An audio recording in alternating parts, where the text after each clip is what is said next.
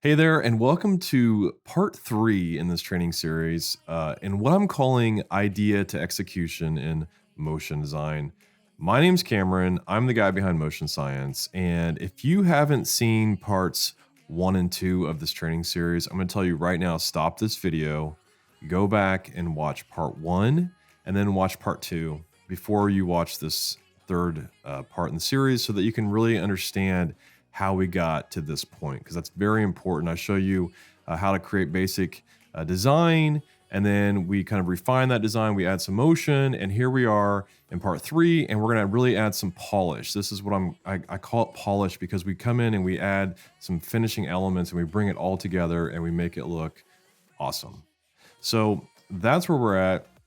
If you don't know who I am, like I said, my name is Cameron. I'm the guy behind Motion Science. I have been doing motion design since around 2000. I sometimes 1999, I say sometimes 2001, or 2002. But in around 99, 2000, I started learning motion design. I'm self-taught. I didn't go to college.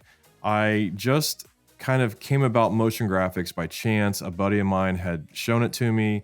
I was really intrigued by it. So I started teaching myself everything I could about motion graphics, and have been doing it ever since. So for 19, 20 years now, 2 decades, I've been doing motion graphics, and I absolutely love it.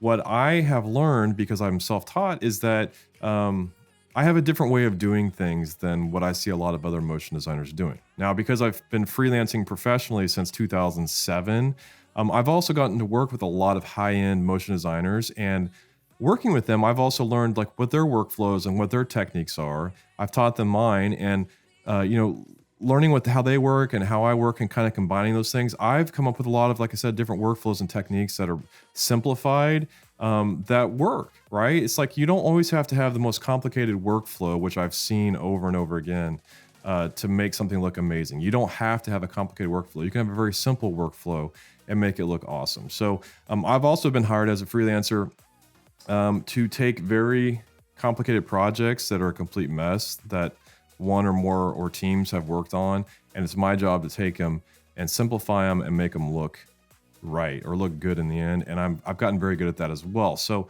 like I said, over the years, I started at a very small TV station, which is where I was doing car commercials and pawn shop commercials. But then I started as a director and cameraman and producer, and started learning After Effects and motion graphics and design. And before I knew it, in 2007, I was working for companies like Prologue and World Famous and Digital Kitchen, and companies that were asking me to do high-profile projects for shows that were on HBO and MTV and Sony and Royal Caribbean. I mean, I have a lot of clients I've worked with, and I'm not going on to say that, I have so many great clients, I'm the best, but I am really good at what I do, and I know that. And it shows from the clients who hire me and the work that I get and the work that I produce. So that's why I'm here. I created Motion Science to train you as a motion designer how to be better at your craft. And that's what we're doing today.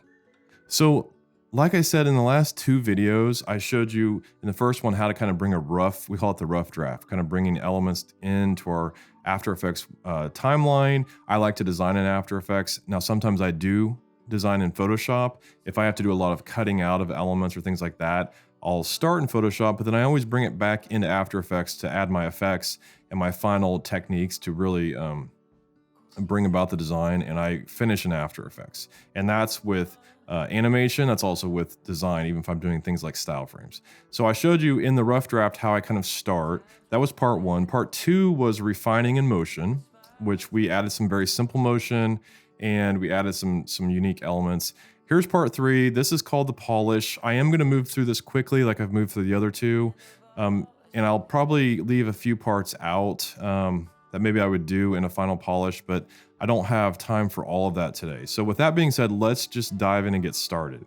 The first thing I want to do is, it's been a few days since I've looked at this, and a lot of times I'll just go back and I'll play through it and I'll just kind of take a look at how things are going. So I turned off the audio, so I'll play back here and I just kind of watch it see how things are working. If things aren't working, it's always good to have fresh eyes on a project. If you're able to step away from a project for a few days, even one day, we get so attached to the project that it's hard to see if it's working or not working if we've been watching it over and over and over again. So looking at this, there are some things I would maybe change. The camera movement works for this, but I might actually change it a little bit if I had more time, but I don't. So let's just move forward. Let's start by adding just a little bit more motion, which is just to the typography here. And I love using the application called Animation Composer, which if you've seen my other videos, you've seen that I talk a lot about. It's one of my favorite things to use. But I'm not going to use that for this. I'm going to use Decoder Fade In, which is a preset that comes inside of After Effects.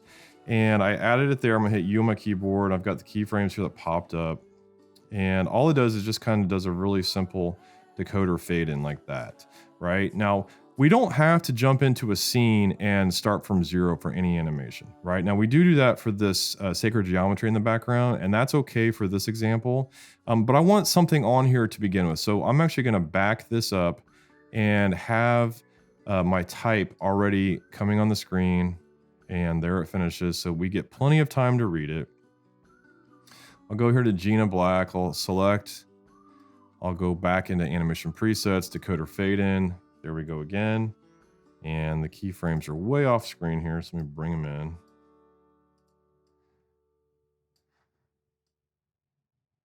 Again, we don't have to start at zero. Let's just start with,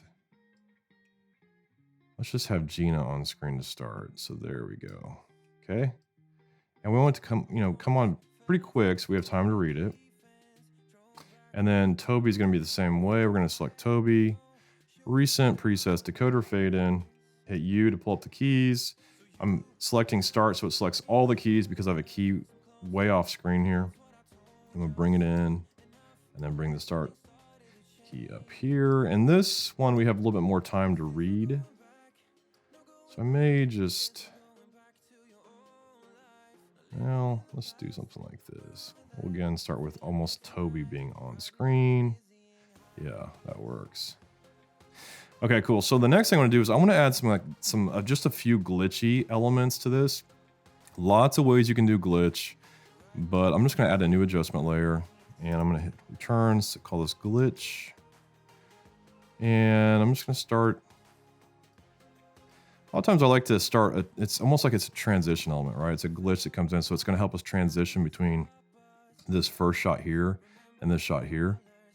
And it doesn't need to be long, so I'll hit Option bracket to cut it off there. And a simple way to do glitch is just to go to Distort, Displacement Map. And it's on there, and I'm just going to reference itself. That's fine. 0. Actually, let's make this be a real high vertical glitch. So something like this, which is really kind of crazy. Don't need to mess with any of that. So it's just really fast. So if I preview this, so you can see there, so it just helps transition. It pulls the frame down really quickly. And a lot of times I will actually listen to the audio to get the, to find out where I want the transitions to be. But I want to space them out a little bit. So maybe here. And if I turn this off, yeah, you can see there. So that's got a totally different vibe to it for this. So maybe something like that. Let's just try that. And let's go ahead and bring it above the spotlight. And maybe again, right in here. But for this one, let's actually let's crank the horizontal up and the vertical to 0. And this particular shot moves right to left. So that's kind of interesting there. And we can mess with things like luminance. Let's see if that's going to change anything. Hue. That actually takes it the opposite way. Yeah. So let me just bump this back up again. You know what it's doing? It's referencing layer 6. That's why it's looking a little bit strange. So I'm going to reference itself. And let's just change this back to red. There we go. And let's change this one back to itself, which is layer 3.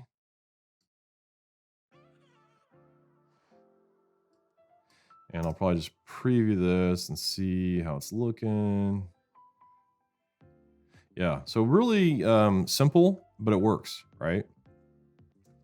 And coming back to this first shot here, I actually want to see, now that I'm looking at Sacred Geo, I want it to come start a little bit on the screen there. So we'll just do something like that.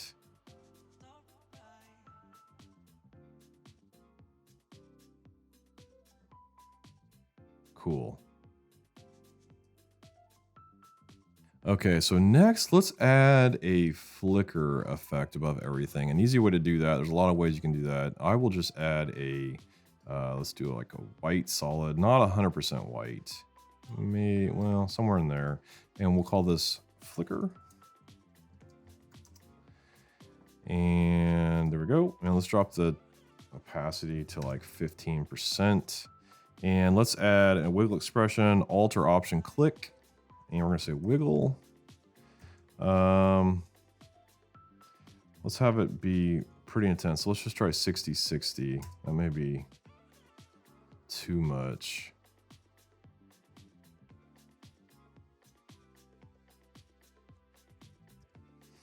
Okay, so there it goes. Pretty intense.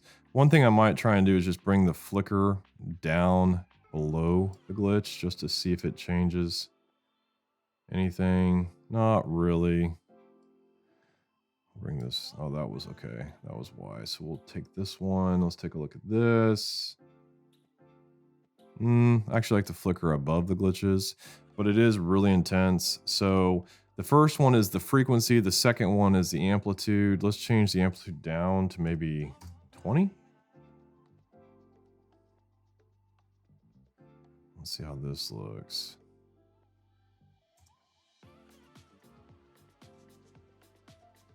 I actually liked it better the first way. But maybe let's turn the opacity down to 0. Let me just see what this does. Okay, so that works okay for me. The flicker is very intense, but I think I can bring it down a little bit when I add some of the final effects here.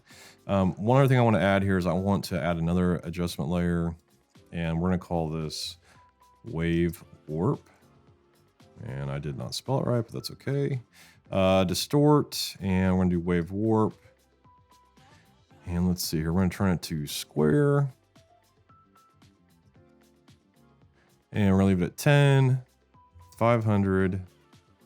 Make this 0. And the wave speed will be -1. So it's a very slow moving effect. And then we're going to go and we're going to add a keyframe here at the beginning, 100%. Right click, toggle, hold keyframe. Okay, and I'm doing this because I don't want, so you can see, if you look up in here, you can see the effect happening. I'll just preview this, just this first part. But you see this line that kind of comes through here? That's the wave warp that we're adding. So it's just some more distortion type of effects that are going on. So I have it set to 100%. It's an adjustment layer, so it's on. And then I want to see it. I don't necessarily want to see it when the text comes on here. So I'm going to set it to 0. So it pops off there. And then when we have the camera do its move again, not that one. When we have this camera do its move, we will pop it back on. And then we'll go through here. It can stay on for this. That's just fine. We'll pop it back off again here. And we'll leave it on here. And maybe have it kind of come on here. Yeah, I think that'll work. So let's take a look at this.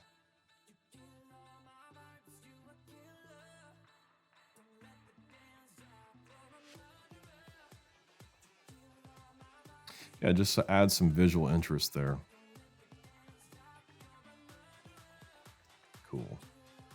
Okay, so we're starting to get close now. So I want to add another adjustment layer. And I love adjustment layers. It's a great way, it's an easy way to add effects to everything below the adjustment layer. So if you don't know what adjustment layers are, I definitely recommend that you check them out and just kind of get an understanding. But essentially, it's just a layer that you can apply effects to or different things to that layer, and it'll affect everything below it. So this, I'm going to add something called duotone.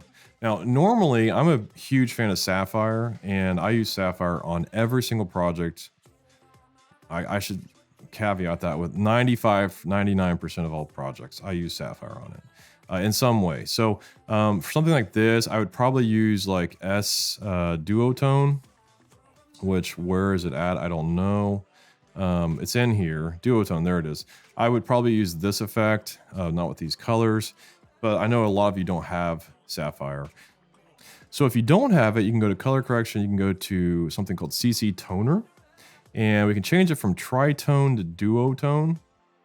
And I just want to make this thing like this crazy looking red, like almost like this really dark red color. So the biggest problem we have right now is everything's very dark, right? Like I tend to work dark anyways on a lot of projects, but this is really dark. So one thing I need to try to do is change the text, right? So I changed it to white and it made it red, right? So I don't necessarily want that. I could try and bring down the white levels here. A little bit darker like that, but the overall, this is just way.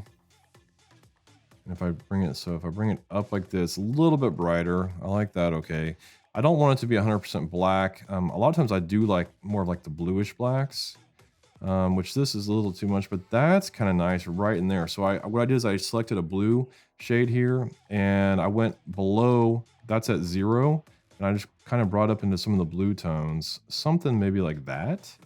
And that seems to work okay. I'm gonna select that type again, go back to white just to see. Yeah, it's too bright. But then this is maybe a little bit too hard to read. So maybe something like that. I also, every once in a while just play around with like just, I don't know, trying some different colors here. But I don't know, that works.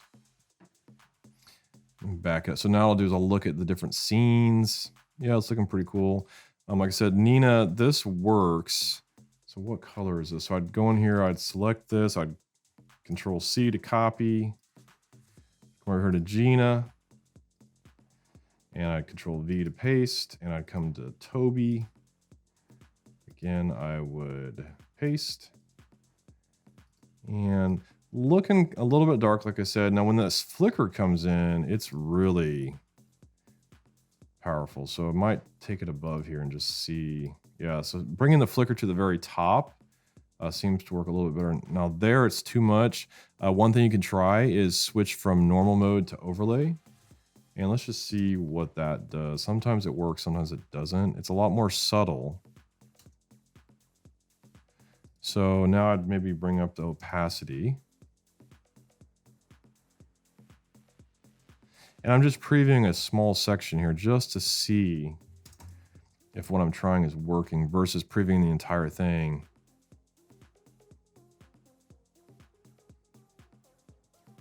So overlay kind of works. Let's see what soft light does here. That's okay. That's a little bit more aggressive. That's pretty cool. I don't know what these white lines are here. I think that maybe that is the wave warp. So if I pin the edges, boom, it's gone. And this is just something that you learn over time. Like with certain effects have some weird things they do. There was another weird thing right here. So this could be the background. So if I was to try and scale up the background here, let's see. Nope, that's not going to do it. Maybe the gradient. Background texture. I think that might be the culprit here. So if we scale it up a little bit. Nope, that's not it either. So it's something to do with this glitch. So if we wrap pixels around, there we go. again. So I probably need to select these. I need to wrap these pixels around. Not sure why it's on the side here like that. Fix that, and let's wrap these pixels around. Again.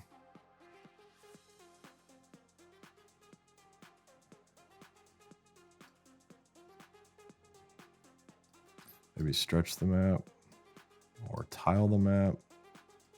That's interesting. I saw it pop in over here like that. I don't know. I don't know what's going on with that. So I've got to figure that out. What's creating what? I don't know what that. I'm just talking to myself here. What is that? So it's something to do with the background. So I scaled the background. It seems to have gotten rid of it. So works for me.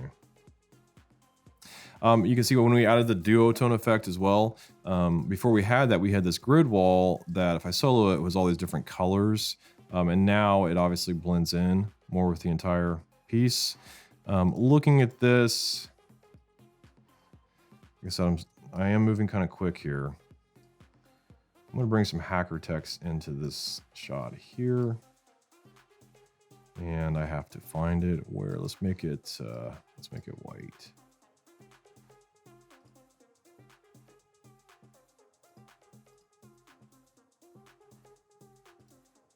Let's make this one white as well. Make sure this is white. And I don't know. They are there. Let's have them ignore the lights. So right now it's turned to accept lights on. If I hit this to off, there they go. So they're there now. And they're very subtle.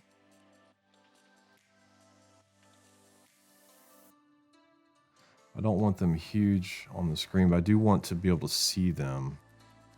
So let's just try maybe like a purple. What does that do? That does not work for me. So very subtle, they're there. If I hit B and preview this, yeah, you can see them. That's pretty cool. And maybe I'll just duplicate them and they should get a little bit brighter. So you saw they got a little bit brighter there. And I actually really like that glitchy effect on this one. So maybe what I'll do is I'll have it go across the entire thing and I'll set it hold keyframe again, which is right click, hold keyframe, and then I'll pop in, maybe around here it goes away. And then it can do something where it kind of just pops off and on.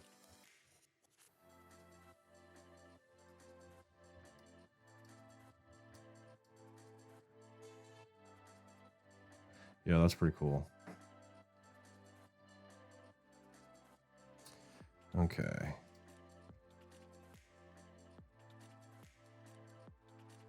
Okay, so there we go. It's getting real close. And you can see that we've come a long ways again by just adding a few different elements here.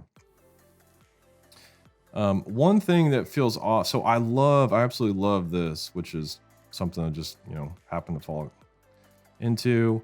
So now it makes this look too crystal clear. So what I'm gonna do here is, and when I say crystal clear, I mean like the type here, right? Everything else in this piece, or in this composition, in this scene, is a little bit, it's textured, it's corrupt, it's digitized, and Nina Gates is not, okay? So I'm just gonna do the same thing here. I'm just going to stretch this out. I'm gonna add a hold keyframe at 100%. And then when we get here, we're just gonna drop it down to something really low, like 11%. And you can see it's creating like this reflection down here, which is pretty cool. Bump it up.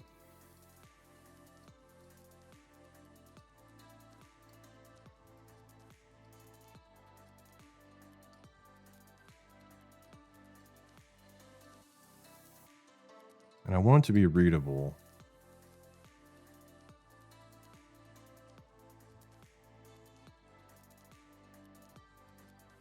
Yeah, that's pretty cool. And then we'll do the same thing here. But for this one, I think I'm just going to duplicate this glitch layer and have it just pop on here and make sure it references itself. There we go. And for the transparency, I'm just going to bring it down.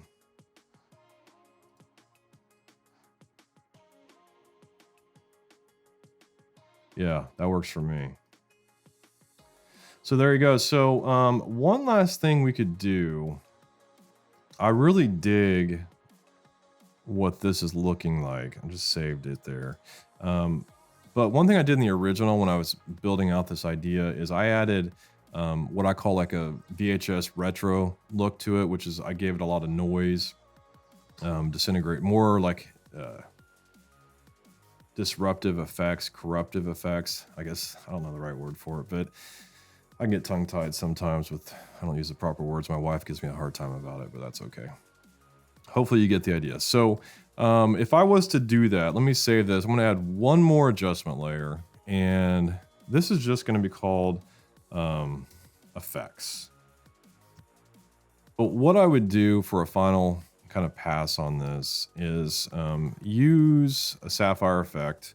Again, like I said, there's a lot of effects that do this type of thing. There's one in Sapphire called Warp Chroma, and obviously that's way too much that you see there. I'm gonna let this preset load, but Red Giant creates a Warp Chroma effect. It's chromatic aberration is essentially what it is.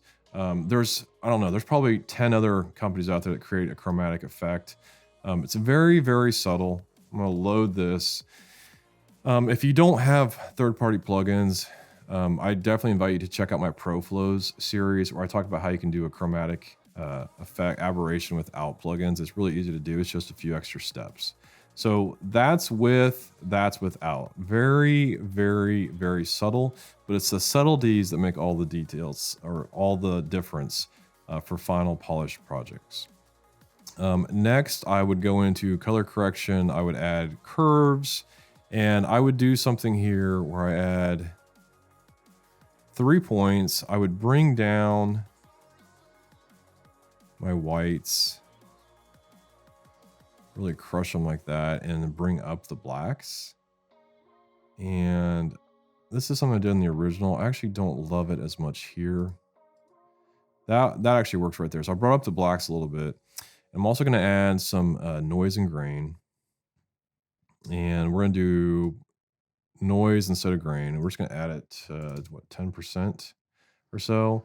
And I don't know how much this you can see, but it just adds a little bit extra to it. And it looks really nice. And then I could go back into my blur and sharpen, fastbox blur, and just a blur radius of 2 to kind of blur it, repeat edge pixels. And then I'm going to go in and I'm going to sharpen the crap out of it. So I'll pump this up to like 250. And yeah, you know what? Looking at this, I don't think those are necessary. So I really like that a lot. So let me preview this and let's see where we're at.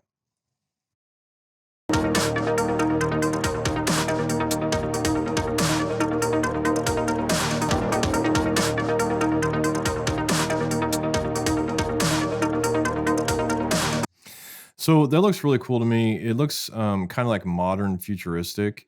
Just to show you something here, if you were to change this for like the flicker from soft light to something like color burn, it completely changes the mood here. So if I turn off the audio so I can talk over this, it completely changes the mood to this is something much more almost like dark and sinister, very, very dark. So the type is really easy to read, right? But it's almost, it took on a whole different vibe to me, almost like a horror film, just by changing the flicker from soft light to color burn, right? So here's back to color burn or soft light, kind of modern purple, red. Like I see that a lot with like, I don't know, movies like Blade Runner and things like that, kind of that color palette.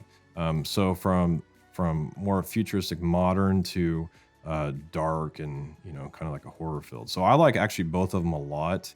I'll probably change it back to soft light just for this example. And to finish this off, there's always, you know, there's additional things you can always do, but I don't want to take up too much of your time.